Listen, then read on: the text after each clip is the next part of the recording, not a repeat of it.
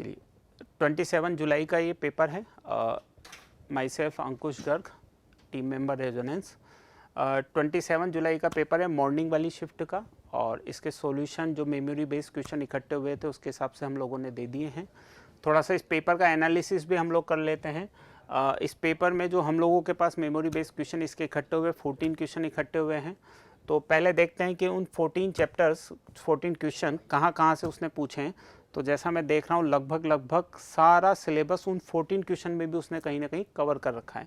आप देखिए एलजेब्रा से हम बात करें, बाइनोमल थ्योरम से एक क्वेश्चन आया है, कॉम्प्लेक्स नंबर से 2 क्वेश्चन आ गए हैं, कोऑर्डिनेट ज्योमेट्री में 2 क्वेश्चन आ गए, एक सर्कल का ले लिया है, एक एलिप्स का ले लिया है, डिफरेंशियल कैलकुलस का एक क्वेश्चन है, इंटीग्रल कैलकुलस के 3 क्वेश्चन है, डेफिनेट इंटीग्रेशन आप जानते ही हमेशा अच्छा वेटेज लेता है, उसी के हिसाब से 14 में से भी अगर आप देखें तो 2 क्वेश्चन डिफरेंशियल डेफिनेट इंटीग्रेशन का गया है, एक डिफरेंशियल इक्वेशन का है, मैट्रिक्स डिटरमिनेंट भी इसमें कहीं ना कहीं कवर हो रहा है।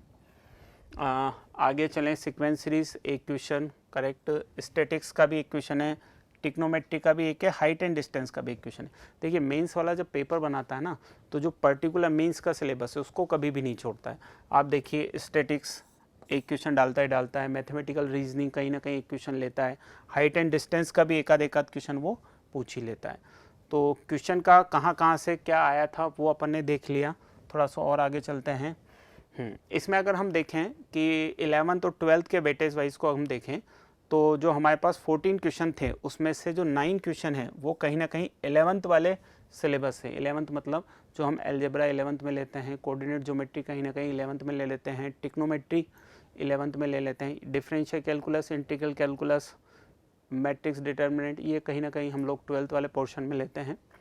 तो 11th वाले पोर्शन से 9 है और 12th वाले पोर्शन से 5 है। हालांकि अब चूँकि 14 क्वेश्चन के हिसाब से वेटेज है तो बहुत ज़्यादा उसमें नहीं है, लेकिन फिर भी जो 14 क्वेश्चन है उसमें से 11th क्लास का वेटेज 9 क्वेश्चन का है और 12th वाला वेटेज जो है वो 5 क्वेश्चन का है। और थोड़ा सा इसको देखें, अगर इजी मॉडरेट की बात करें तो जो 14 क्वेश्चन थे उसमें से कहीं ना कहीं 4 क्वेश्चन हमारे पास इजी लेवल के थे। अगर हम मॉडरेट की बात करें, मीडियम लेवल की बात करें तो 8 क्वेश्चन थे, और अगर थोड़ा सा डिफ़िकल्टी लेवल पे जाएं तो वो कहीं ना कहीं कितने थे, 2 क्वेश्चन थे। तो वो जैसा मेंस वाले का पैटर्न होता है वो कहीं ना कहीं इजी और मॉडरेट को ज़्यादातर पूछता है, डिफ़िकल्टी वाले क्वेश्चन बहुत कम लेता है। तो वो आप देखें 14 में अगर आप देखेंगे तो कहीं ना कहीं 12 क्वेश्चन तो उसने क्या दिए, मॉडरेट और इजी दिए, और 2 क्वेश्चन आपको थोड़े से डिफ़िकल्टी वाले दिए। चलिए इसी के साथ इसको यहीं पे ख़त्म करते हैं। Okay, thank you.